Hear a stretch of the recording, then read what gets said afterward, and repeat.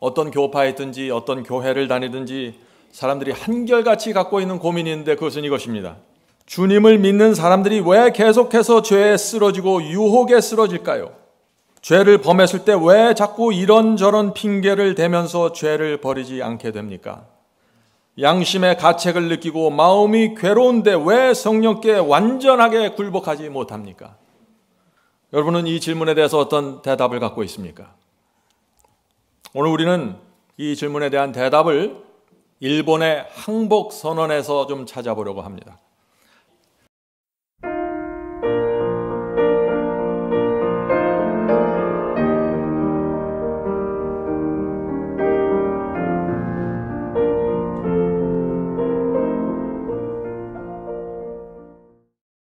오늘 저희가 나눌 말씀은 이 말씀을 우리가 정말 온 마음으로 받아들이기만 한다면 우리의 마음과 삶이 전격적으로 달라지게 될 것입니다. 성령께서 우리 모두에게 꼭 함께 하시길 제가 간절히 바랍니다. 오늘 많은 사람들이 고민이 갖고 있습니다. 깊은 고민을 갖고 있습니다. 어떤 교파에 있든지 어떤 교회를 다니든지 사람들이 한결같이 갖고 있는 고민이 있는데 그것은 이것입니다. 주님을 믿는 사람들이 왜 계속해서 죄에 쓰러지고 유혹에 쓰러질까요? 죄를 범했을 때 왜 자꾸 이런저런 핑계를 대면서 죄를 버리지 않게 됩니까? 양심의 가책을 느끼고 마음이 괴로운데 왜 성령께 완전하게 굴복하지 못합니까? 여러분은 이 질문에 대해서 어떤 대답을 갖고 있습니까? 오늘 우리는 이 질문에 대한 대답을 일본의 항복 선언에서 좀 찾아보려고 합니다. 세계 2차 대전이 있는데 그 전쟁은 정말 인류 역사에서 가장 참담하고 피해가 컸던 전쟁이었습니다. 1945년 5월에 먼저 독일이 연합군에게 항복했습니다. 그런데 일본은 항복하기를 거절했습니다. 일본 국민이 300만 명 이상이 죽어갔는데 엄청난 피해가 생겼는데 일본은 항복하지 않는 것입니다. 하루하루가 지옥이었습니다. 미국은 계속해서 빨리 항복하라고 요구했습니다. 일본 본토를 비행기가 나르면서 삐라를 뿌리고 방송을 하면서 당신들이 항복하지 않으면 더 큰 피해가 나고 더 많은 사람들이 죽으니까 항복하라고 호소했습니다. 일본은 그 당시에 먹을 것이 없었고 하루하루가 지옥이었습니다. 그런데 거절했습니다. 항복을 안 하겠다고 했습니다. 하루하루가 정말 힘들었는데 마지막 한 사람이 남을 때까지 우리는 끝까지 미국과 싸우겠다고 했어요. 참 이상하죠? 그래서 미국이 전쟁을 빨리 끝내기 위해서 어떻게 합니까? 일본의 도시 67개를 정해서 공습을 하고 폭탄을 내려 부었습니다. 엄청난 피해가 생겼습니다. 도시가 완전히 폐허가 됐습니다. 그러나 포기하지 않았습니다. 참 이상하죠. 어차피 그 전쟁은 지는 겁니다. 누가 봐도 패배예요. 그런데 일본이 굴복하지 않는 것입니다. 조금만 더 일찍 항복했다면 엄청난 재앙을 피할 수 있었는데 그렇게 하지 않았습니다. 그래서 결국 미국이 어떤 결정을 하게 됩니까? 미국의 트루만 대통령이 원자폭탄을 사용하기로 결정하게 되는 것입니다. 히로시마의 첫 번째 원자폭탄이 떨어졌고 나가사키의 두 번째 원자폭탄이 떨어졌습니다. 순식간에 모든 것이 파괴되었고 20만 명이 사망했습니다. 이 일본은 1948년 8월 15일 결국 두 개의 원자폭탄을 맞고서야 항복을 하는데 그때는 무조건 항복합니다. 아무런 조건도 없이 무조건 항복을 합니다. 그래서 일본의 그 대신들과 참모들이 미국의 군함 미조리함까지 올라와서 머리를 숙이고 이제 항복 문서에 서명하게 되는 것입니다. 참으로 치욕적인 일이 생긴 것입니다. 자, 성도 여러분, 일본이 왜 무조건 항복했을까요? 항복하지 않으면 다 망한다는 사실을 아는 것입니다. 멸망당하는 것입니다. 일본의 문제가 무엇입니까? 2차 대전 때 이렇게 참담하게 무너진 일본의 문제가 무엇이었나요? 패배가 분명하고 아무런 대책도 없는데 시간을 끈 것입니다. 쓸데없이 시간을 끌다가 원자폭탄 2개 얻어맞고 엄청난 피해를 당하고 베끼든 것입니다. 그때 일본은 완전히 절망했습니다. 도무지 다시 일어날 것 같지 않았습니다. 그러나 사실은 그때부터 일본에게 희망이 생긴 것입니다. 다시 평화가 시작되었고 발전하기 시작했고 미국은 일본의 가장 큰 조력자가 되었습니다. 자, 이제 질문을 드립니다. 제가 지금 정치 얘기, 전쟁 얘기하는 거 아니죠? 일본은 전쟁에 패배할 것을 알았지만 항복하지 않았습니다. 전쟁을 수행할 힘도 없고 희망도 없는데 항복하지 않았습니다. 왜 항복하지 않았을까요? 시간을 끌면 끌수록 참담한 결과가 생긴다는 것을 다 알았습니다. 그런데 왜 항복하지 않았을까요? 이 질문에 대한 대답이 뭡니까? 엄청난 대답이 있는 게 아닙니다. 그냥 자존심이 상해서입니다. 히틀러도 사담 후세인도 끝까지 항전하고 항복하지 않은 이유가 뭡니까? 자존심 때문입니다. 자존심, 수치심, 이기심, 교만, 이것 때문에 끝까지 항복하지 않고 무너져 버린 것입니다. 자신도 망하고 가족도 망했습니다. 백기 들고 무릎 꿇으면 고통이 끝나고 평화가 시작되는데 그렇게 하지 않는 것입니다. 왜요? 자존심입니다.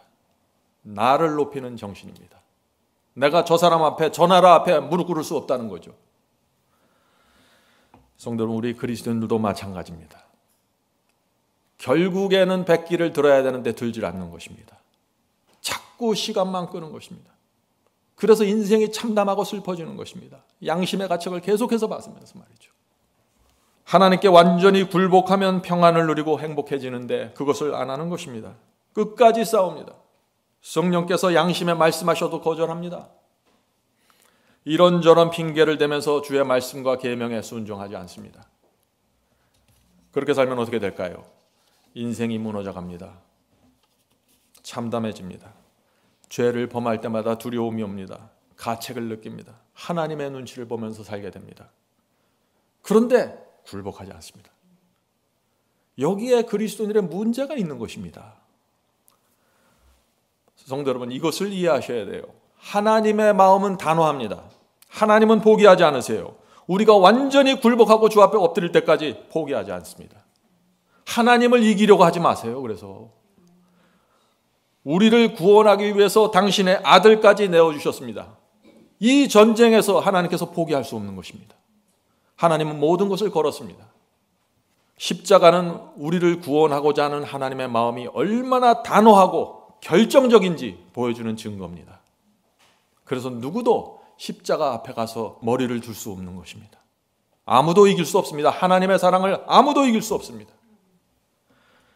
안타까운 것은 그런데 많은 사람들이 하나님께 굴복하지 않는 것입니다. 저도 그랬습니다. 진리가 무엇인지 알았습니다. 하나님의 뜻이 무엇인지 알았습니다. 그런데 굴복하지 않았습니다. 성령의 음성을 밀어내면서 살았습니다. 언제까지 밀어냈을까요, 제가? 더 이상 이런 식으로는 살 수 없다고 생각할 때까지 밀어냈던 것입니다. 이런저런 핑계를 대면서 빠져나갔습니다. 성령께서 오시면은 빠져나가려고 했습니다. 그렇게 하면 할수록 어떻게 되실까요? 깊은 늪에 빠져들어가는 것입니다. 인생이 불행해집니다. 어느 날 이런 생각이 났습니다. 더 이상 이런 식으로는 살 수 없다고 생각했습니다. 이런 식으로 신앙하는 게 무슨 의미가 있는가? 그런 생각을 했습니다. 하나님을 내가 버리고 떠나지 않을 거면은 이런 식으로는 살 수 없다고 생각한 것입니다.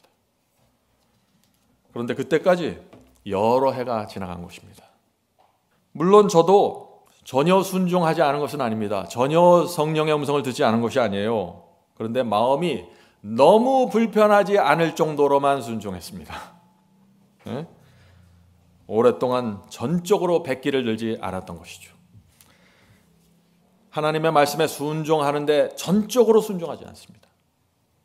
완전하게 굴복하지 않습니다. 내 마음과 삶 구석에 항상 불순종이 여기저기 조금씩 껴있는 것입니다. 성령을 따라가는 것 같은데 항상 이쪽에서 조금씩 불순종합니다. 늘 이런 상태로 가는 것입니다. 제 삶이 어땠을까요? 기쁨과 감사가 없었습니다. 11조를 드리고 예배를 드리는데 마음이 허전합니다. 진리에 대한 확신이 없습니다. 어떻게 해서든지 구원만 받으면 돼야 될 텐데, 구원까지만 받아야 되는 고성까지만 가야 될 텐데, 늘 이런 식의 신앙이에요. 제 마음이 화평하지 않았습니다. 그래서 바울이 로마서에서 이 말씀을 하는 것입니다. 그대들의 마음이 하나님과 전격적으로 화평하게 될 것까지 믿음으로 의롭게 되는 일은 없을 것이다. 로마서 5장 1절 보겠습니다. 로마서 5장 1절입니다. 그러므로 우리가 로마서 5장 1절입니다. 그러므로 우리가 믿음으로 의롭다 하심을 얻었은즉 우리 주 예수 그리스도로 말미암아 하나님으로 더불어 화평을 누리자. 믿음으로 말미암아 의롭게 되는 것이 무엇입니까? 하나님 앞에 나가서 백기를 들고 굴복하는 것입니다. 그것이 믿음으로 말미암는 의입니다. 그래야만 하나님과 화평하게 된다는 것입니다. 이것이 로마서의 이야기입니다. 로마서가 뭔가요? 하나님과 화평하게 되는 방법을 보여주는 것입니다. 많은 분들이 오늘 제가 나누는 이 말씀을 들으면서 마음에 참 부담을 느끼실지 모르겠습니다. 구원은 십자가의 은혜로 받는 것인데 왜 자꾸 굴복을 말하고 항복을 말하는지, 왜 자꾸 죄와 불순종을 말하는지 난 이해할 수가 없습니다 라고 말하는 사람들이 있을 것입니다. 그것이 아닙니다. 로마서 6장의 복음을 살펴보면 바울이 무엇을 요구하는지가 정확하게 나타납니다. 자, 로마서 6장의 말씀을 한 절 한 절 읽으면서 정말 바울이 뭘 얘기하려고 하는 것인지, 은혜가 있어서 그것이 다 덮어주고 그냥 거저 구원받는 건지 우리가 알 수 있는 것입니다. 로마서 6장 1절부터 2절입니다. 로마서 6장 1절부터 2절. 그런즉 우리가 무슨 말하리요? 은혜를 더하게 하려고 죄에 거하겠느뇨? 그럴 수 없느니라. 죄에 대하여 죽은 우리가 어찌 그 가운데 살리요? 여기 바울의 말씀이 오해할 게 전혀 없죠. 우리에게 십자가 은혜가 충만하게 베풀어져 있는데 어떻게 죄에 거할 수 있겠는가? 은혜가 항상 베풀어진다고 해서 당신들이 죄를 범하겠는가? 그럴 수 없지 않는가? 죄에 대하여 죽은 우리가 어떻게 그 가운데 살겠냐? 이것이 바울의 복음입니다. 성도 여러분, 십자가의 피의 은혜를 받은 사람은 그래서 죄를 고집하고 불순종을 고집하고 그 속에서 계속 머물러 있을 수가 없는 것입니다. 그건 안 되는 것입니다. 그건 마음이 불편하고 너무 괴롭고 하나님의 그 강력한 사랑을 보면은 그렇게 할 수가 없는 것입니다. 그런데 오늘날 많은 사람들이 구원을 어떻게 생각합니까? 많은 사람들이 구원을 이런 방식으로 이해하는 것입니다. 우리는 죄를 버릴 수 없습니다. 죄는 우리 인생에 붙은 껌처럼 붙어 다니는 것입니다. 불순종은 어쩔 수 없는 것입니다. 자존심을 부리고 고집 부리는 것은 어쩔 수 없습니다. 주님께서는 이런 우리를 불쌍히 보시고 십자가의 은혜로 구원해 주십니다. 구원은 그래서 은혜로 이루어지는 것입니다. 말은 맞는 것 같죠? 그런데 바울의 복음과 정면으로 부닥치는 것입니다. 큰 오해입니다. 성도 여러분, 바울이 말하는 은혜가 뭔지를 모르면은요, 복음을 놓쳐버립니다. 은혜는 우리를 죄에서 꺼집어내는 파워입니다. 사랑의 힘으로 와서 우리를 죄에서 끊어버리는 것입니다. 우리 마음이 십자가의 은혜에 감동되면 어떻게 됩니까? 그렇게 죄를 좋아하고 그렇게 쾌락을 좋아하던 사람이 그게 싫어집니다. 관심이 없어집니다. 죄가 미워집니다. 그래서 해방되는 것입니다. 은혜는 우리 죄를 용서해 줄 뿐 아니라 하나님께 반역하는 정신을 우리의 마음에서 몰아내버립니다. 그것이 은혜입니다. 은혜를 받으셔야 돼요. 그래서 은혜는 우리를 성령의 호소에 굴복하게 합니다. 자, 로마서 6장 3절 보겠습니다. 로마서 6장 3절. 무릇 그리스도 예수와 합하여 침례를 받은 우리는, 자, 침례 받은 사람은 어떤 경험으로 들어가는지 설명합니다. 침례를 받은 우리는 그의 죽으심과 합하여 침례 받는 줄을 알지 못하느냐. 자, 지금 바울은 은혜를 얘기하고 죄에서 빠져내오는 얘기에다 갑자기 침례 얘기로 들어가는 것입니다. 그래서 사람들이 물속에 들어가서 침례 받으면 이 경험을 하는가 착각하는 거예요. 그것이 아니에요. 바울이 왜 갑자기 침례 얘기를 합니까? 믿음으로 의롭게 되는 방법을 침례를 통해서 설명하는 것입니다. 하나님과 어떻게 화평하게 되는지, 어떻게 죄를 이기고 죄에서 벗어나는지 침례를 통해서 지금 설명하겠다는 것입니다. 침례는 무엇입니까? 죽음을 뜻하는 것입니다. 물을 뿌리는 세례는 성서적이 아니죠. 그래서 침례가 의미하는, 물속에 완전히 잠기는 침례가 의미하는 특별한 의미가 있기 때문에 침례를 받는 것입니다. 왜 우리가 물속에 들어가는 침례를 받습니까? 내가 완전히 죽어야 한다는 것을 인정하는 것입니다. 침례를 받을 때 어떻게 해요? 주여, 이제 지금까지는 내 마음대로 살았지만 이제부터 백기를 들고 항복합니다. 이제부터는 온전히 주 앞에 항복해서 마치 일본이 미국에 항복했던 것처럼 제가 주님 앞에 그렇게 항복하고 살겠습니다. 이제 내 뜻과 내 생각 없습니다. 침례입니다. 침례를 받는다는 건 하나님 앞에 이렇게 약속하는 것입니다. 주여, 이제부터는 나는 죽겠습니다. 내 뜻대로 내 마음대로 그동안 살아보았지만 나는 망했습니다. 실패했습니다. 죄에서 빠져나갈 수가 없었습니다. 이제 유일한 희망은 하나님이십니다. 하나님께 완전히 굴복하겠습니다. 성령께서 알려주시기만 하면은 고집 부리지 않고 따르겠습니다. 침례 받을 때 이 마음으로 물에 들어가는 것입니다. 성도 여러분, 우리는 그래서 날마다 이 침례의 경험을 받아야 하는 것입니다. 아침에 일어날 때, 밤에 자기 전에 늘 이런 기도를 드리면서 사는 것입니다. 자, 로마서 6장 4절 보겠습니다. 로마서 6장 4절. 바울은 계속해서 침례를 통해서 믿음으로 말미암아 의롭게 되는 경험을 설명합니다. 이러므로 우리가 그의 죽으심과 합하여 침례를 받음으로 그와 함께 장사되었나니 이는 아버지의 영광으로 말미암아 그리스도를 죽은 자 가운데 살리심과 같이 우리로 또한 새 생명 가운데 행하게 하려 함이니라. 자, 침례 받을 때 물속에 내 몸이 잠기는 것이 뭐예요? 죽음을 뜻하는 것입니다. 또 물속에 들어가서 죽기만 하는 것이 아니에요. 나와야 되는 것입니다. 물속에서 나오는 것은 뭐예요? 새 생명입니다. 새로운 생명으로 부활하는 것입니다. 어떤 사람들은 죽기만 하려고 그래요. 내 자신을 부인하고 죽어야지. 오늘도 내 자신을 십자가에 박아야지. 그런데 새 생명을 받지 못합니다. 이래서 방향을 잃어버리는 거예요. 내 자신이 죽고 새 생명으로 부활하는 이 경험이 하나의 세트로서 이루어져야 되는 것입니다. 바울이 말하는 죽음이 무엇입니까? 죽는다는 것은 내 고집이 죽는다는 것입니다. 내 자존심, 내 생각, 이것을 포기하고 하나님께 항복한다는 것입니다.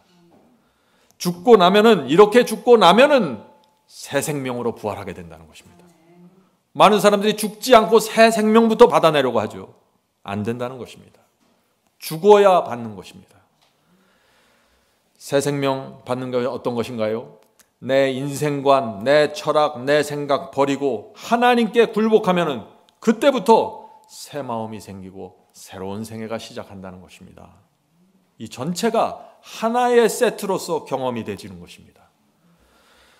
새로운 생애가 무엇입니까? 하나님의 말씀과 성령의 인도를 받는 것입니다. 그런데 그 인도를 받는데 억지로 가는 것이 아니라 감사와 기쁨으로 따라간다는 것입니다. 양심의 가책이 없습니다. 그래서 죄를 용서받는 경험입니다. 하나님만 생각하면 미소가 나옵니다. 왜요? 하나님과 화평하기 때문이죠. 하나님을 향해서 대적하고자 하는 그런 정신과 의도와 태도가 없는 것입니다. 계속해서 보겠습니다. 로마서 6장 6절입니다. 로마서 6장 6절. 우리가 알거니와 우리 옛사람이, 자, 옛사람이 무엇인가요? 거듭나기 이전의 나절, 거듭나기 이전의 나입니다. 말씀에 순종하지 않은 나입니다. 내 고집, 내 자존심을 세우면서 살던 나입니다. 옛사람입니다.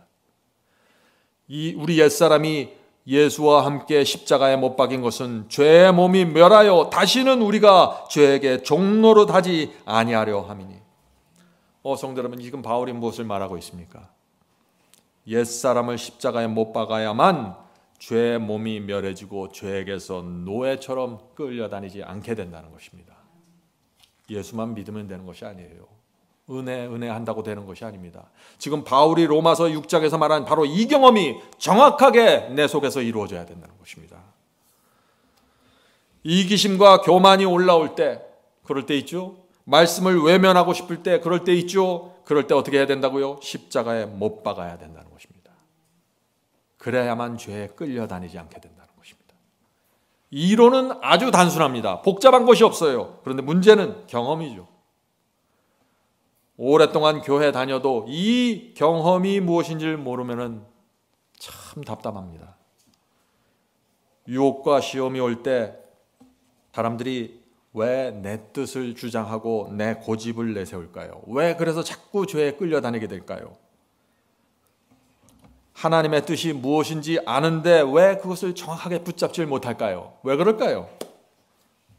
하나님의 뜻에 굴복하는 것이 괴롭기 때문입니다.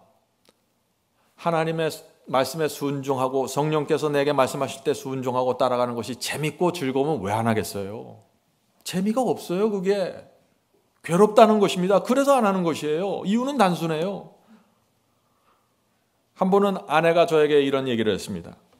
여보, 당신은 밖에 있는 영혼들을 위해서 선교는 열심히 하는데 왜 가정에 들어오면 영혼 구원을 하지 않습니까? 나도 영혼이고 자녀들도 영혼인데 집에만 오면 쉬려고 합니다. 예? 가족도 영혼입니다. 당신의 글과 설교는 섬세한데 나와 아이들에게도 섬세하게 대해주세요. 이 말을 들었을 때 제 기분이 어땠을까요? 기분 나쁘죠. 속상합니다. 왜요? 진리이기 때문에 그런 것입니다. 성령께서 아내를 통해서 말씀해 주시기 때문에 듣기 싫은 것입니다. 성령의 음성과 진리는 많은 경우에 우리에게 그렇게 다가오는 것입니다. 그래서 굴복하지 않는 것이에요. 그래서 이 말이 재밌고 내 자존심을 세우고 내 뜻과 내 감정에 쫙 맞춰주면 왜 안 따라가겠어요? 그걸 제가 얼른 받아서 당신 말이 맞습니다 그러죠. 아내는 진리를 정확하게 얘기했는데 저는 기분이 나빴습니다. 성도 여러분, 진리는 이렇게 때때로 우리의 기분을 상하게 만듭니다. 그래서 진리에 굴복하지 않는 것이죠. 그래서 그때 제 마음속에 이런 생각이 떠오르는 것입니다. 나는 정말 열심히 주의 사업을 하고 집에 돌아왔는데 나를 인정해주고 위로해주지는 못할 망정 집에서도 내가 여전히 신경 쓰고 집중해야 하는가? 주의 사업을 위해서 내가 이렇게 고민하고 열심히 일하고 있는데 아내와 자녀들도 어느 정도는 희생을 해주어야지 마땅한 것이 아닌가? 내가 가족들을 섬세하게 대하지 못하는 데에는 정당한 이유가 있는데 아내가 그것을 잘 이해하지 못하는구나. 가르쳐줘야지. 진리가 다가올 때 사람들은 그걸 밀어내면서 내가 정당하다고 생각하는 것입니다. 그런데 그때 성령께서 제게 딱 한마디 주셨어요. 뭐라고 주셨을까요? 네가 틀렸어. 진리가 올 때 굴복해야 돼. 성령의 음성은 참 아픈 것입니다. 성도는 많은 경우에 이 성령께서 우리에게 음성을 주실 때 양심 속에 말씀하실 때 길게 얘기하지 않아요. 일일이 설명하지 않습니다. 짧게 하지 마. 이 길로 가. 이렇게 나옵니다. 그래서 사람들이 그 음성을 놓치는 거예요. 진리는 우리에게 생명을 주고 자유를 주는 참 좋은 것이에요. 그런데 많은 경우에 어떤 경우에 이렇게 아프게 오는 것입니다. 내 자존심을 상하게 만들고 부끄럽게 만들고 수치스럽게 만드는 것이에요. 그래서 굴복하지 않는 것이에요. 로마서 6장 7절 보겠습니다. 로마서 6장 7절입니다. 이는 죽은 자가 죄에서 벗어나 의롭다 하심을 얻었습니다. 지금 바울이 침례를 이야기하면서 지금 의롭다 하심을 이야기하고 있어요. 성도 여러분, 바울의 복음이 분명하죠. 어떤 사람이 의롭다고요? 죄에서 벗어난 자가. 죄에서 벗어나 의롭다 하심을 얻었음이니라. 이 하나의 문장에서 흔들려 있는 설교는 거짓 복음입니다. 바울은 지금 어떤 사람이 죄에서 벗어난다고 했어요? 죽은 자가 죄에서 벗어난다고 했습니다. 죽어야 하는 것입니다. 어떤 사람들은 살아서 발버둥치면서 죄에서 벗어나려고 하죠. 안 되는 것입니다. 그것이. 오늘 이 로마서 6장에 있는 이 패턴 그대로 가야 되는 것입니다. 하나도 빠지면 안 됩니다. 여기서 죄와 유혹이 와서 나를 자극하는데 어떻게 내가 죽은 자처럼 가만히 있어요? 누가 와서 나를 놀리고 조롱하는데 어떻게 내가 죽은 사람처럼 가만히 있습니까? 어떤 분들은 이렇게 말할 거예요. 신앙을 그렇게 죽은 자처럼 하면 너무나 힘든 생애를 살게 됩니다. 인생이 재미없어집니다. 그렇게 살면 사람들이 나를 바보 취급할 텐데요. 그렇게 생각하기 때문에 안 죽는 것입니다. 저는 그런 분들에게 이런 질문을 하고 싶습니다. 그렇다면 선생님은 유혹이 올 때마다 죄에 끌려다니는 것이 재미있습니까? 옛사람에 끌려다니면서 화를 내고 분노하고 자존심 세우는 그런 삶이 재미있습니까? 저도 살아봤는데 재미 하나도 없던데요. 슬프던데요. 죄책감만 생기고 양심의 가책만 생기고 전혀 행복하지 않습니다. 그래서 방법은 하나밖에 없는 것입니다. 완전히 백기 들고 굴복하는 것입니다. 시험과 유혹이 올 때 말이죠. 이제 다시 질문을 드립니다. 그러면 죄에서 벗어나 해방되는 방법이 그럼 무엇입니까? 남편이 내 자존심 건드리고 속에서 원망하고 미워하려고 하는 느낌과 충동이 올라오는데 느끼는데 어떻게 죽은 자처럼 가만히 있을 수 있습니까? 이 질문 중요하죠. 바울이 이렇게 대답합니다. 다른 사람의 경험, 다른 사람의 말 듣지 마세요. 바울의 말씀만 보면 되는 것입니다. 로마서 6장 11절입니다. 로마서 6장 11절. 이와 같이 너희도 너희 자신을 죄에 대하여 죽은 자요 예수 그리스도 안에서 하나님을 대하여는 산 자로 여길지어다. 자, 여기서 키포인트 여길지어다입니다. 여길지어다. 여길지어다가 뭐예요? 영어로 consider입니다. 그렇게 간주하라는 것입니다. 자, 여기라, 간주하라 무슨 뜻이죠? 실제로 죽지 않았다는 것이에요. 죽은 것으로 여기라는 것이에요. 주님을 믿고 침례받아도 주님께 내 생애를 전체를 바쳐도 나는 여전히 살아 있습니다. 어떤 것을 느낍니다. 누가 무슨 말을 던지면 반응하게 됩니다. 살아서 행동합니다. 그런데 시험과 유혹이 오면 어떻게 돼요? 마음속에서 어떤 충동이 올라오죠. 그런데 바울은 그런 느낌과 충동을 대하는데 죽은 사람이 하는 것처럼 대하라는 것이에요. 성도 여러분, 죽은 자는 어떻게 됐습니까? 반응하지 않습니다. 죽은 자는 바늘로 찔러도 반응하지 않습니다. 남편이 내 자존심 상하게 하고 어떤 교인이 나를 무시하는 것처럼 느낄 때 어떻게 해야 된다고요? 죽은 자가 되라는 것입니다. 반응하지 말라는 것이에요. 참 여기까지 말하면은 억장이 무너지죠. 어떻게 저게 가능한가? 오늘 말씀 끝까지 들어보세요. 여기 솔루션이 나와요. 바울은 한마디 더 하는 것입니다. 죽은 자가 되어라. 그러나 하나님께는 살아있으라. 너희를 그리스도 예수 안에서 하나님을 대하여는 산 자로 여길지어다. 죄와 유혹에 대해서는 어떻게 해요? 죽은 자처럼 반응하지 말라는 것입니다.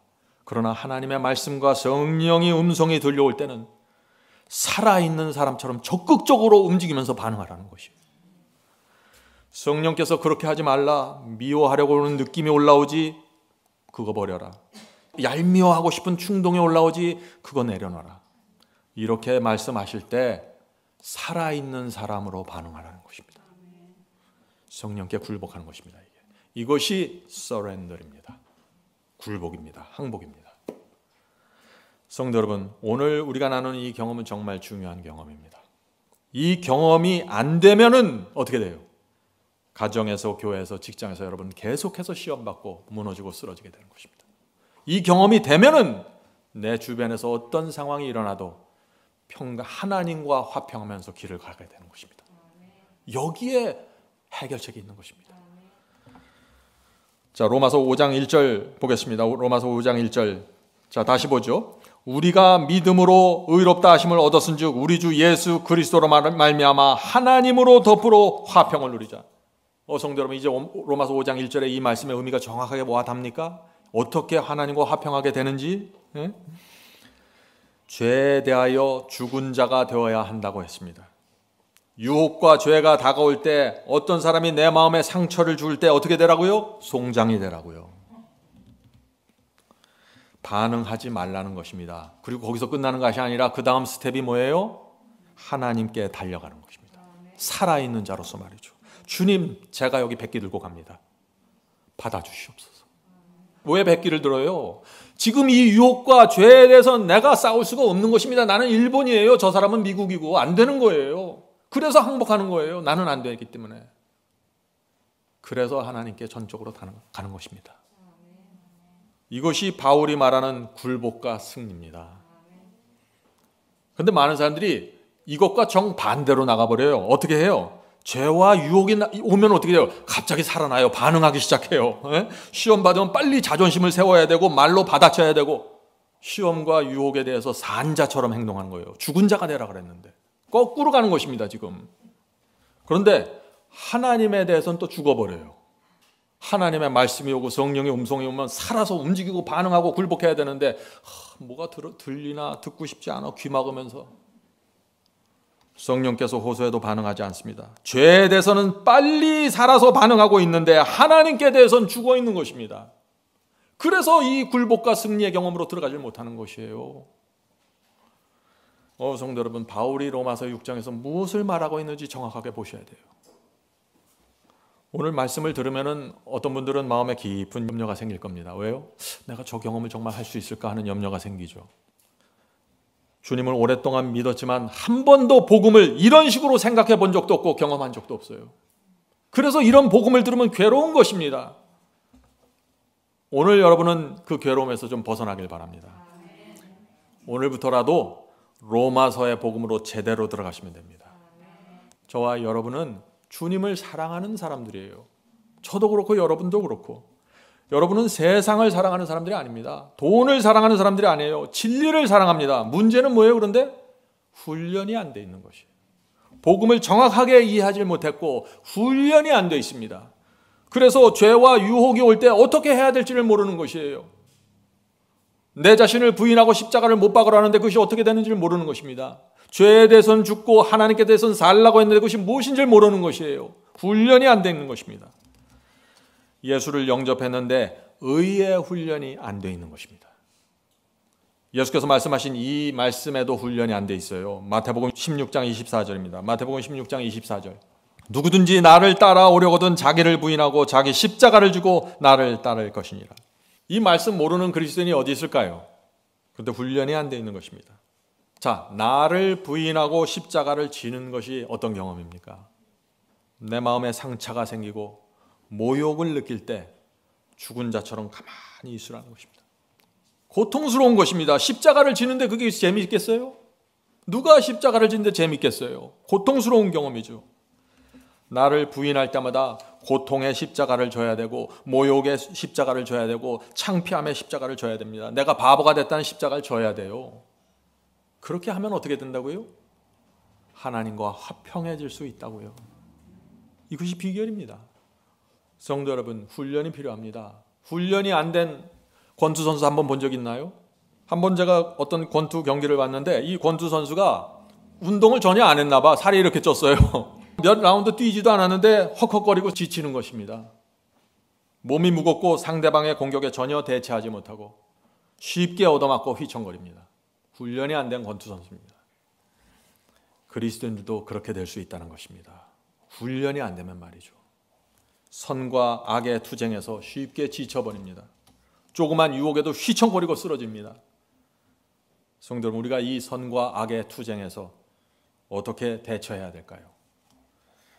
시험과 유혹의 큰 파도가 밀려오는데 어떻게 거기서 살아남을 수 있을까요? 많은 분들이 잘못하는 것은 이거예요. 시험과 유혹이 오잖아요. 내가 이것을 어떻게 쓰든지 짓누르고 내가 여기 승리해야지 하고 그 유혹을 붙잡고 그 파도처럼 밀려오는 유혹에 대해서 막 저항하고 손을 흔들고 막 짓누르려고 하는 것이에요. 바울이 그렇게 하라는 말을 한마디도 안 했어요. 죄와 유혹에 대해서 어떻게 하라고요? 이제 여러분들 대답하실 수 있어야 돼요. 죽으라고요. 죄와 유혹이 오면은 죽은 자가 되라는 것입니다. 발버둥 치는 게 아니에요. 죽는 것입니다. 죄와 유혹이 올 때 나는 죽은 송장이다 라고 여기라는 것입니다. 성도 여러분, 이 죄와 유혹이 올 때 내가 송장이 된다, 죽은 시체가 된다, 이게 무슨 뜻일까요? 어떤 사람이 나를 무시하잖아요. 조용히 무시당하라는 얘기예요. 죄송합니다. 제가 이 말을 좀 아름답게 꾸미고 싶은데 이게 진실이에요. 무시하잖아요. 무시당하라는 얘기예요. 그게 죽은 자처럼 되는 거예요. 바울은 수없이 무시함을 당했습니다. 예수님은 수없이 모욕을 당했어요. 그런데 죽은 자처럼 대하셨어요. 거기에 승리의 비결이 있는 것이에요. 그러나 하나님께는 산자가 되라는 것입니다. 시험과 유혹이 올 때 빨리 하나님께 달려가서 마음의 위로를 받고 치유를 받으라는 것입니다. 그런 사람에게 성령께서 오셔서 그래, 네가 잘한 거야, 그렇게 하는 거야, 바보가 되는 거 아니야, 사탄이 지고 네가 이긴 거야. 성령께서 이 말씀을 주실 것입니다. 이 한마디의 성령의 말씀 속에 내 위로를 받고 치유가 되는 것이에요. 이 세상과 사람들 속에서는 바보가 되었어요. 그것은 사실입니다. 그러나 성령께서, 하나님께서, 천사들이 나를 알고 위로해 주시는 것입니다. 이것이 성령의 기름으로 마음이 회복되는 경험입니다. 자, 만약 죄가 유혹이 오는데 죽은 자가 되지 않고 살아서 반응하면 어떻게 될까요? 저 사람이 나를 무시하는데 내가 산 사람처럼 그 사람에게 말대답하고 서로 누가 만나 한번 따져보자, 한번 다 오세요, 한번 우리 한번 살펴봅시다 하면 어떻게 될까요? 싸움이 생기고 불화가 커집니다. 사탄이 바로 그걸 원하는 것입니다. 사탄은 시험을 탁 던져놓고요, 싸우길 원해요. 죽은 송장처럼 그냥 지나가 버리잖아요. 사탄이 굉장히 실망해요. 자기의 전략대로 움직이질 않는 거예요, 사람들이. 이것이 죄에 끌려가는 모습입니다. 죄와 유혹이 올 때 자꾸 상대해 주는 것이에요. 로마서 6장 11절 12절입니다. 로마서 6장 11절 12절. 이와 같이 너희도 너희 자신을 죄에 대하여 죽은 자요 그리스도 예수 안에서 하나님을 대하여는 산 자로 여길지어다. 12절입니다. 그러므로 너희는 죄로 너희 죽을 몸에 왕노릇하지 못하게 하여 몸의 사욕을 순종치 말고. 자, 지금 바울은 죄가 우리 속에 들어와서 왕노릇할 수 있다고 지금 말하고 있습니다. 어떻게 왕노릇하게 될까요? 죄가 사탄이 우리 앞에 시험을 던져줍니다. 그런데 그때 반응하고 그 사람하고 말하고 누가 만나 따져보자 속상하고 억울해하기 시작하면 어때요? 그때 죄가 우리 속에 들어온다는 것입니다. 일단 들어오면 어떻게 돼요? 그때부터 나를 지배하고 왕노릇하면서 나를 이리저리 끌고 다닌다는 것입니다. 어떻게 돼요? 이리저리 끌고 다니면 어떻게 돼요? 몇 날 며칠 동안 밤에 잠을 못 자죠. 속상하죠. 잠자려고 하면 그 사람이 생각납니다. 그래, 내일 아침에 일어나면 당장 새벽부터 일어나가서 첫 차 타고 가서 따져봐야지. 이렇게 생각이 되는 거예요. 성도 여러분, 바울이 시험과 유혹이 올 때 죽은 자가 되어야 한다고 호소하는 이유가 무엇일까요? 이것밖에 없다는 것입니다. 시험과 유혹이 올 때 죽지 않잖아요. 끝이에요. 거기에는 굴복도 없고 승리도 없는 것입니다. 다른 방법이 없어요. 여러 가지 방법이 있으면 왜 우리가 이 괴로운 길을 가야 돼요? 다른 길을 찾아야지. 없다는 것입니다. 성도 여러분, 죄가 무엇입니까? 죄는 마음의 선택입니다. 어떤 사람들은 죄를 이렇게 말합니다. 죄는 우리가 타고난 기질이고 부모로부터 물려받은 본성이고 우리 죄는 아담으로부터 물려받은 것입니다. 죄는 항상 우리 속에 있기 때문에 그래서 어쩔 수 없습니다. 나는 죄 짓고 살 수밖에 없습니다. 라고 얘기하죠. 아닙니다. 죄는 우리 속에 항상 있는 것이 아닙니다. 시험과 유혹이 올 때 우리가 그것을 붙잡고 마음에 품으면 그것이 죄가 되는 것입니다. 죄는 이길 수 있는 것입니다. 내 선택입니다. 우리는 죄를 범하지 않기로 선택할 수 있다는 것입니다. 어떻게 해요? 내가 죽으면 말이죠. 하나님께 대해서 산 자가 되면 말이죠. 자, 로마서 6장 13절입니다. 오늘 우리는 로마서 6장을 통해서 바울이 정말 전하고 싶은 복음이 무엇인지 그 핵심을 보는 것입니다. 로마서 6장 13절. 너희 지체를 불의의 무기로 죄에게 내어주지 말고. 자, 내어주지 말라 그랬는데 여기서 영어로 yield입니다. yield가 뭐냐면은 내 몸을 불의의 무기로 내줄 수 있지만 내주지 않기로 선택하겠다는 것입니다. 그것이 yield예요. 오직 너희 자신을 죽은 자 가운데서 다시 살아난 자 같이 하나님께 드리며 할 때 이 드리며도 yield라고 했습니다. yield가 뭐예요? 나를 하나님께 드리지 않을 수도 있지만 드리기로 내가 굴복하고 선택하겠다는 것입니다. 하나님께 드리며 너희 지체를 의의 무기로 하나님께 드리라. 성도 여러분, yield라고 했는데 이 영어로 yield가 무슨 뜻인가요? 이것은 여러분 그 길에 보면 사거리가 있죠? 사거리가 있습니다. 사거리가 있는데 거기에 신호등이 없어요. 신호등이 없고 거기에 양보, yield라고 표현한 교통 표시판이 있어요. 예? 양보라고 한 교통 표시판에서 양보한이란 그 단어가 yield입니다. 무슨 뜻이에요? 사거리를 운전하고 가는데 사거리에 딱 도착하면 일단 차를 세워야죠. 그리고 누가 먼저 왔는지 봐야 됩니다. 그리고 내가 양보를 해야 돼요. 내가 나중에 왔으면. 양보하지 않으면 어떻게 됩니까? 잘못하면 교통사고가 날 수 있겠죠? 교통 위반 딱지를 떼게 되는 것입니다. 성도 여러분, 이 시험과 유혹을 만난다는 것은 뭐예요? 내가 길을 운전하고 가는데 두 갈래길이 나온다는 것입니다. 시험과 유혹은 내가 가던 길을 두 개의 길로 나누는 표시판이에요. 다시 말해서 시험과 유혹을 만나면 나는 이제 두 길 중에 하나를 선택해야 되는구나 라고 생각하셔야 된다는 것이에요. 한 길은 뭐예요? 순종의 길입니다. 굴복의 길입니다. 자아를 십자가에 못 박는 길입니다. 다른 길은 뭐예요? 불순종의 길입니다. 육체의 충동을 따라가는 길입니다. 언제 두 길이 생겨요? 시험과 유혹이 내 앞에 나타날 때. 두 길이 딱 생기는 것입니다. 성도 여러분, 잊지 마세요. 여러분이 앞으로 살아갈 때 시험과 유혹을 느끼잖아요. 이것은 지금 유혹이구나. 이것은 지금 사탄이 보내는 시험이구나. 그럼 어떻게 받아들이고요? 내 앞에 지금 두 길이 있구나. 이렇게 생각하는 것이에요. 제 얘기가 아니에요. 바울의 복음이에요, 이것이. 사탄은 시험과 유혹을 던져주고 두 귀를 탁 만들어줍니다. 그리고 나서 사탄이 손을 흔들면서 일로 와봐 그래요. 이 길로 오면 네가 만족해. 이 길로 오면 네가 따질 수 있어 저 사람하고. 이 길로 오면 한번 네가 해볼 수 있어 네 힘으로 뭔가. 그때 어떻게 해야 돼요? 그때 어떻게 해야 돼요? 죽은 자가 되라는 것입니다. 쳐다보지도 말라는 것이에요. 그러나 하나님께 대해서는 산 자가 되라는 것입니다. 성령의 음성에 귀를 기울이라는 것입니다. 길이 두 갈래로 나눠질 때 하나님께 달려가 피해야 됩니다. 이것이 순종이고 굴복이고 승리입니다. 우리는 정말 이 경험으로 들어가야겠죠. 성도 여러분, 오늘 우리가 나누는 이 말씀이 승리의 복음입니다. 죄에서 구원받는 복음이에요.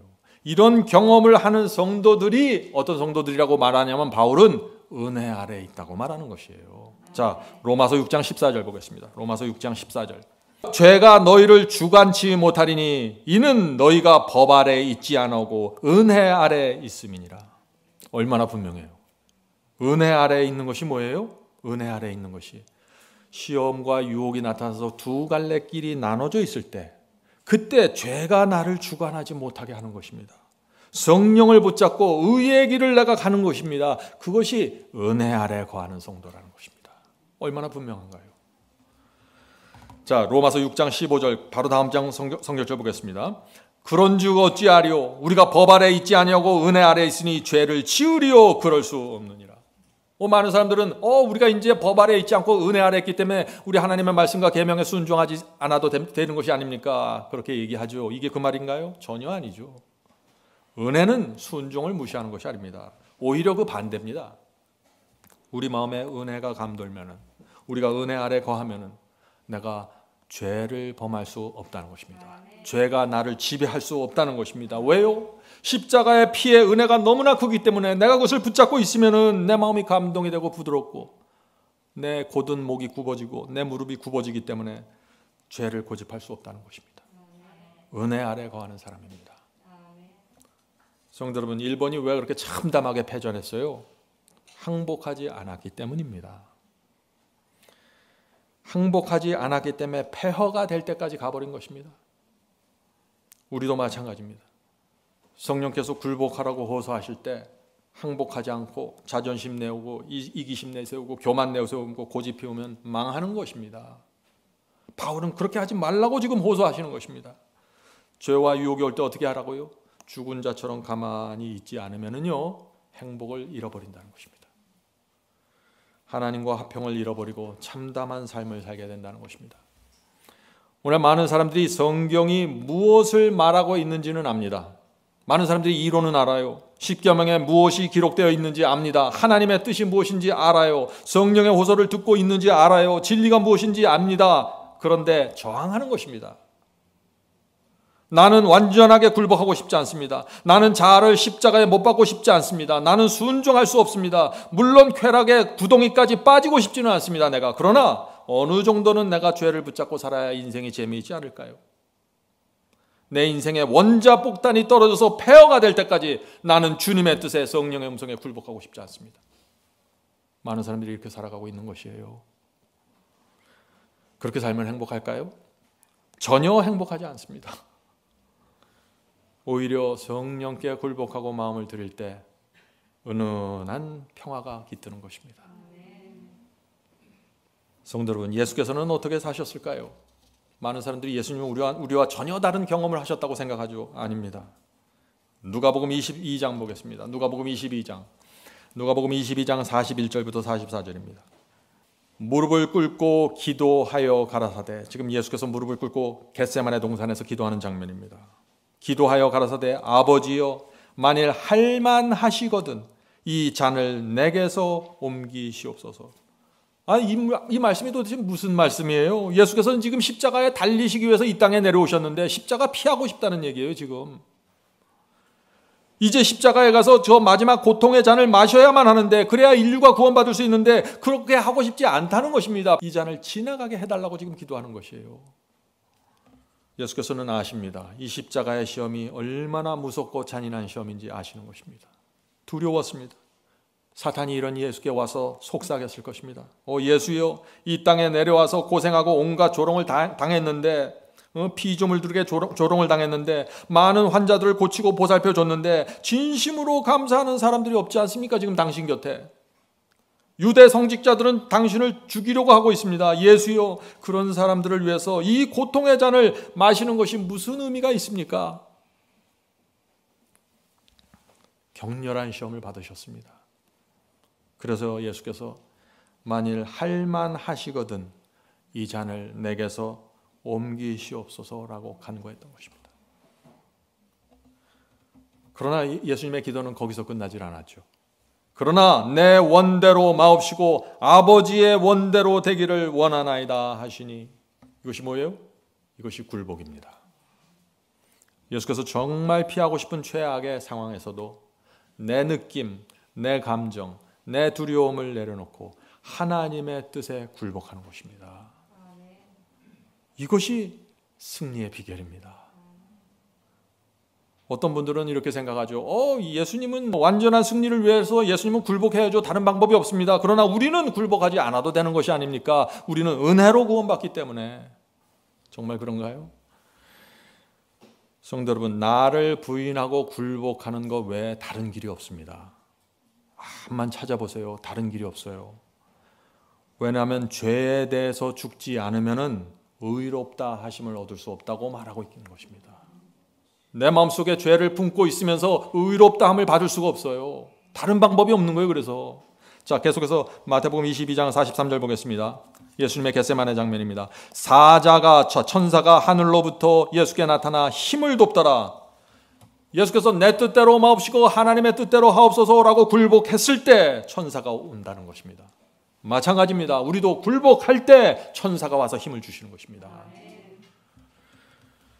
승리는 저절로 이루어지는 것이 아니죠. 반드시 굴복이 오는 것입니다.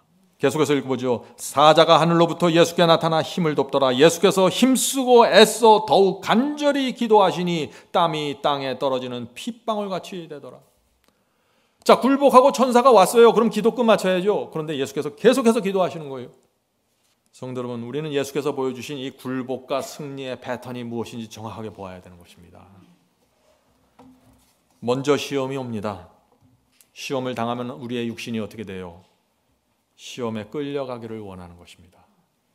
충동이 올 수 있고 느낌이 올라옵니다.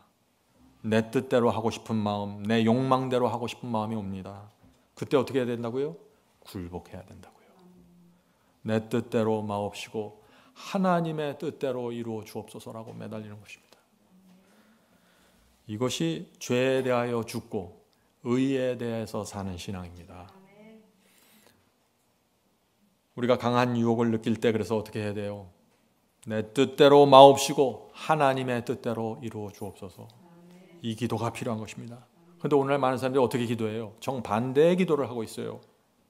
하나님, 저는 일개 인간일 뿐입니다. 전 피조물입니다. 이 세상이 흘러가는 대로 따라서 살 수밖에 없어요. 욕망이 올라오는 대로 갈 수밖에 없습니다. 죄와 유혹이 밀고 들어오는데 내가 할 수 있는 것이 무엇입니까? 아무것도 없습니다. 저를 은혜로 구원해 주세요. 하나님의 마음이 얼마나 답답할까요?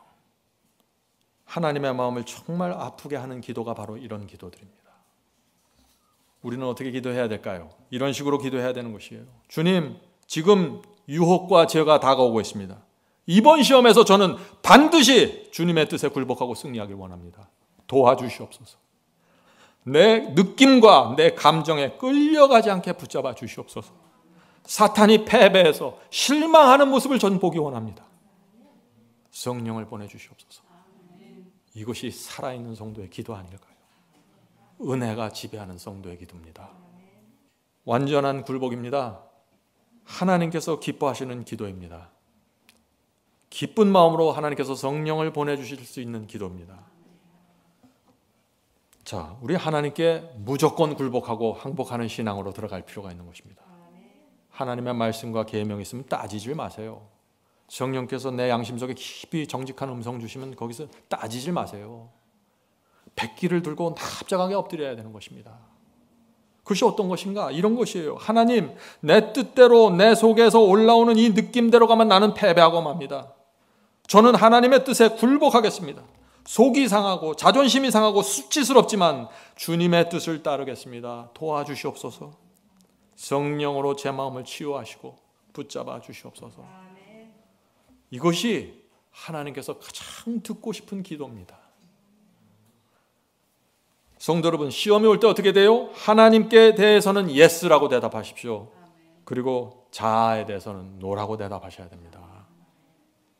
예스와 노를 잘 하셔야 돼요. 많은 사람들이 이게 엇갈립니다. 하나님에 대해서는 노, 자아에 대해서는 예스. 그것이 좋아. 그것이 날 즐겁게 하는 거야. 이렇게 가는 것이에요. 그래서 무너지는 것이에요. 그리고 나서 무슨 얘기를 해요? 어떻게 죄를 이깁니까? 은혜로 구원받는 거죠. 정말 답답해요. 물론 제가 이것이 쉽다고 말하는 건 아니에요. 어렵습니다. 내가 원하는 것을 내려놓고 백기들과 항복하는 게 즐거운 사람이 이 세상에 어디 있겠어요? 괴롭습니다. 수치스럽습니다. 그러나 신앙은 그런 것입니다. 신앙은 투쟁하는 것입니다.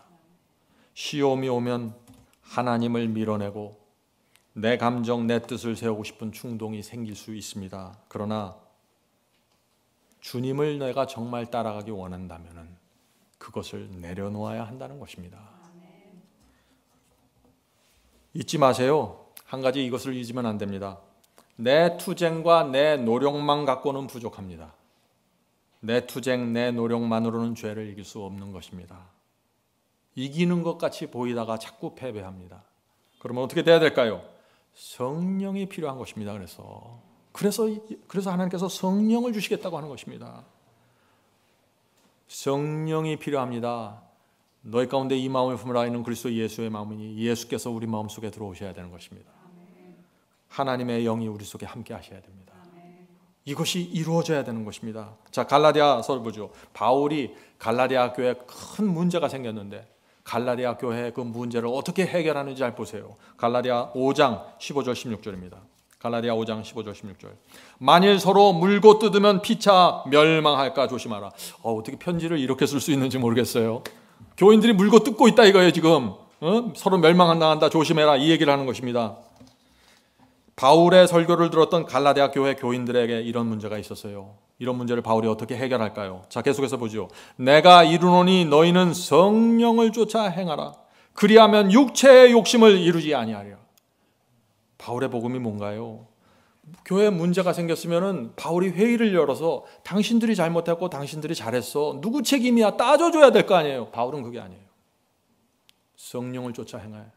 양쪽 두 그룹 성령께서 각자에게 말씀하시는 대로 굴복하고 따라가라. 그러면 이 문제가 풀린다. 이것이에요. 승리의 공식은 단순한 것입니다. 성령을 따라가면은 육체에서 올라오는 욕심을 거절하게 되고 굴복하고 승리하게 되는 것입니다. 갈라디아 5장 17절 계속해서 그 다음 성경절 보죠. 갈라디아 5장 17절입니다. 육체의 소욕은 성령을 거스리고 성령의 소욕은 육체를 거스리나니 이 둘이 서로 대적함으로 너희의 원하는 것을 하지 못하게 하려 함이니라. 여러분 이 성경절 잘 아시죠? 우리 마음에서 일어나는 선과 악의 투쟁이 어떻게 이루어지는지 잘 보셔야 돼요. 우리는 날마다 시험이 올 때마다 육체와 성령의 내 속에서 투쟁하는 것을 느낄 수밖에 없는 것입니다. 그때 육체와 성령이 투쟁할 때 그 가운데서 내가 선택하는 것입니다. 두 길이 있는데 내가 성령을 인도하는 길을 따라갈 것인가 육체가 인도하는 길을 따라갈 것인가 결정해야 된다는 것입니다. 누가 잘하고 누가 못하고의 문제가 아니에요. 바울은 성령으로 설명하고 있는 것입니다. 지금 갈라디아 5장 19절 21절 보겠습니다. 성령을 따라가지 않고 육체를 따라가면 어떤 일이 생기는지 바울이 설명합니다. 육체의 일은 현저하니 곧 음행과 더러운 것과 호색과 우상숭배와 술수와 원수를 맺는 것과 분쟁과 시기와 분냉과 당짓는 것과 불리함과 이단과 투기와 술취함과 방탕함과 또 그와 같은 것이랴.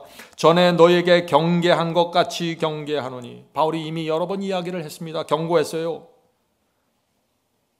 마음과 삶 속에서 지금 바울이 열거한 이런 죄들이 생기면 무슨 뜻이에요? 우리의 마음속에서 우리의 삶 속에서 이런 죄들이 일어나면 무슨 뜻입니까? 내가 지금 육체를 따라가고 있다는 것입니다. 계속해서 읽겠습니다. 이런 일들을 하는 자는 이런 죄들을 짓는 자들은 하나님의 나라를 유업으로 받지 못할 것이요. 분명하죠? 육체를 따라가면 결코 하나님의 나라를 받을 수 없다는 것입니다. 왜요? 성령을 거절했다는 것입니다. 하나님의 뜻을 대적했다는 것입니다. 오늘 많은 사람들이 죄를 너무나 가볍게 생각합니다. 어느 정도 죄가 있는 것은 당연하다고 생각합니다. 어느 정도의 죄는 하늘나라에 갖고 들어갈 수 있다고 착각하는 것이죠. 큰 오해입니다. 성도 여러분, 오늘 이 바울이 말한 이런 죄의 리스트 중에 어떤 죄를 갖고 하늘에 갈 수 있을까요? 하나님의 말씀과 계명 중에 어떤 것을 불순종하고 무시하면서 하늘에 갈 수 있을까요? 단 하나의 죄도 하늘에 들어갈 수 없습니다. 죄는 들어갈 수 없는 것이에요. 그래서 죄를 범한 사람은 반드시 용서를 받아야 되고 죄를 버려야 되는 것입니다. 죄를 범해서 구원을 잃어버리는 것이 아니라 죄를 고집하기 때문에 구원을 잃어버린다는 것입니다. 새 마음을 받아야 되는 것입니다. 자, 질문을 한번 생각해 보죠. 담배에 대한 생각입니다. 담배에 니코틴이 있죠? 이 담배에 니코틴에 인이 박히면은 그것을 끊는 것이 쉬울까요? 어렵습니까?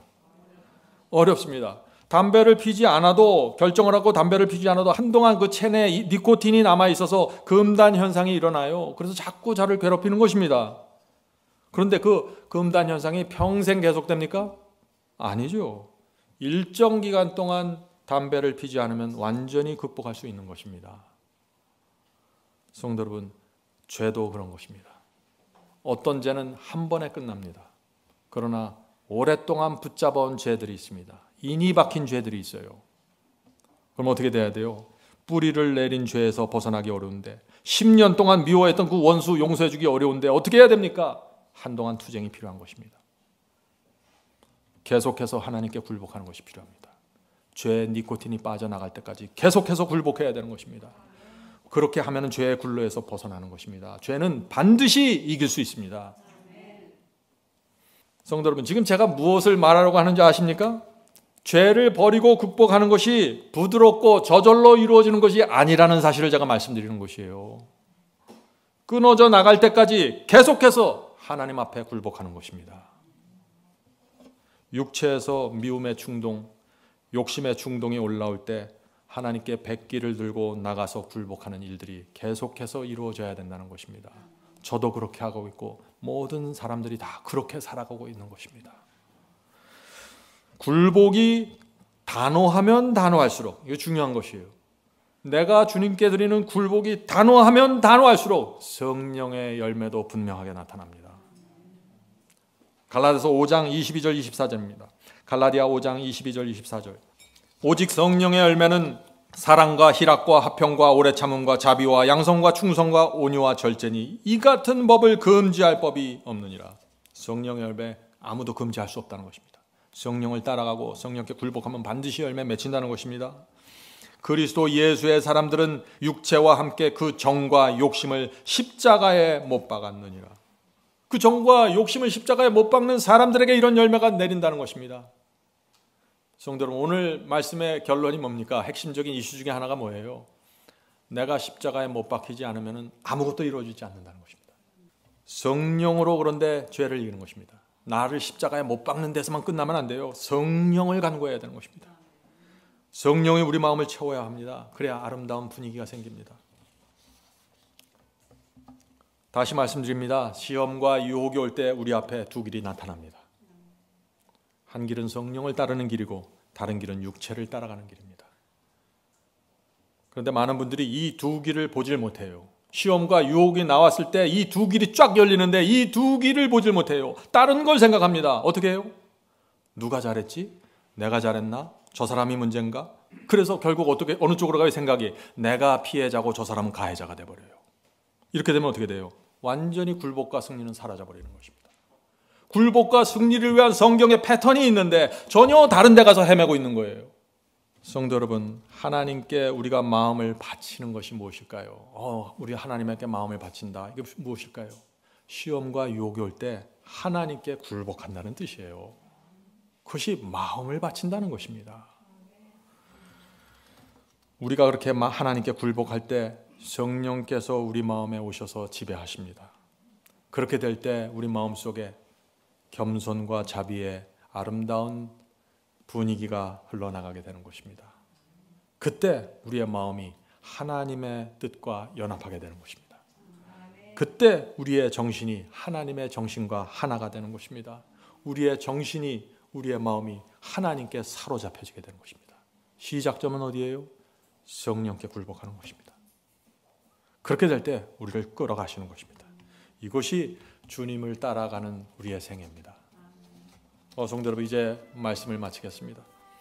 우리에게 필요한 것이 무엇입니까? 훈련입니다. 이제부터 훈련하시기 바랍니다. 언제 훈련하려면 뭐가 있어야 돼요? 시험과 유혹 받으셔야 돼요. 누가 나를 무시해 줘야 돼요. 누가 나를 모욕을 해줘야 돼요. 모욕을 하면 어떻게? 감사합니다. 이제 훈련 받을 시간이네요. 이렇게 생각하시라는 얘기예요. 이제 두 길이 펼쳐져 있군요. 제가 어느 길로 갈까요, 주님? 이렇게 하는 겁니다. 굴복하고 십자가에 못 박고 성령을 따라가는 훈련이 가능해져야 됩니다. 근데 이 가능해지려면, 이 훈련이 어려운 훈련이에요. 쉽다고는 제가 말하지 않아요. 근데 이게 가능해지려면 기본적으로 전제되는 조건이 있습니다. 두 가지 조건이 필요한 것입니다. 그건 뭐냐면, 첫째는 우리 마음이 하늘에 대한 소망으로 가득 차 채워져 있어야 되는 것입니다. 하늘을 사모하면서 사셔야 돼요. 이 땅에 욕심이 있고 이 땅에 관심이 있으면은 이게 안 되는 것입니다. 이 경험이. 둘째, 이 세상을 나그네로 사셔야 돼요. 성도 여러분, 우리 마음이 늘 하늘 도성을 바라보면서 주께서 상 주시는 하나님께서 주실 그 도성을 바라보면서 살아야 되는 것입니다. 그래서 누가 와서 무슨 말을 하고 어떤 사건이 생겨도 주님, 제 소망은 하늘입니다. 괜찮습니다. 저는 이 땅에서 만족하고 살 수 있는 사람이 아닙니다. 이 땅은 제 땅이 아닙니다. 내 본향은, 내가 갈 땅은 하늘 예루살렘입니다. 이렇게 하고 나서 나그네로 사는 것입니다. 이 땅에서 비록 가난할지라도, 몸이 아플지라도, 외로워도, 업신여김 당하도 괜찮다는 것입니다. 왜요? 이곳은 스쳐 지나가는 곳이기 때문에. 내가 갈 곳은 하늘 예루살렘. 나는 이 땅에서 도무지 만족할 수 없고 하늘이 아니면 전 만족할 수 없습니다. 젖과 꿀이 흐르는 땅도 전 원하지 않습니다. 하늘만 있으면 전 됩니다. 이런 신앙으로 살면 어떻게 될까요? 시험을 던져줄 때 죽은 자가 되는 것입니다. 어떤 사람들에게요? 소망이 있는 사람들입니다. 하늘 예루살렘 아니면 없는 사람들입니다. 이런 사람들은 죄에 대해서 반응하지 않습니다. 나를 십자가에 못 박고 하나님 안에 들어가서 쉬게 되는 것입니다. 성령께서 우리를 이 귀한 신앙으로 인도해 주시길 제가 간절히 바랍니다. 하늘에 계신 저희들의 아버지, 하나님께서 저에게 하늘 예루살렘 성을 약속해 주셨는데 저희가 이 땅에서 사단에 이끌려서 무너질 수는 없습니다. 주여, 저희 마음속에 주께서 주신 약속과 소망으로 가득 채워 주시옵소서. 그 소망과 하늘에 대한 간절함이 이 세상을 압도하고 무시하면서 살 수 있도록 도와주시옵소서. 하늘에 계신 아버지, 오늘 로마서 6장의 그 복음대로 저희가 시험과 유혹이 나타날 때마다, 저희 앞에 두 길이 나타날 때마다 성령께 매달리고 붙잡고 인도받을 수 있도록 도와주시옵소서. 하늘에 계신 아버지, 이 귀한 복음을 주셔서 감사합니다. 이제 저희 남은 생애 동안에 하나님을 향한 굴복과 순종과 매달림이 계속해서 이루어질 수 있도록 도와주시옵소서. 하나님의 사랑과 은혜를 기억하면서 이 길을 갈 수 있도록 도와주시옵소서. 예수님의 이름으로 간절히 기도드립니다. 아멘.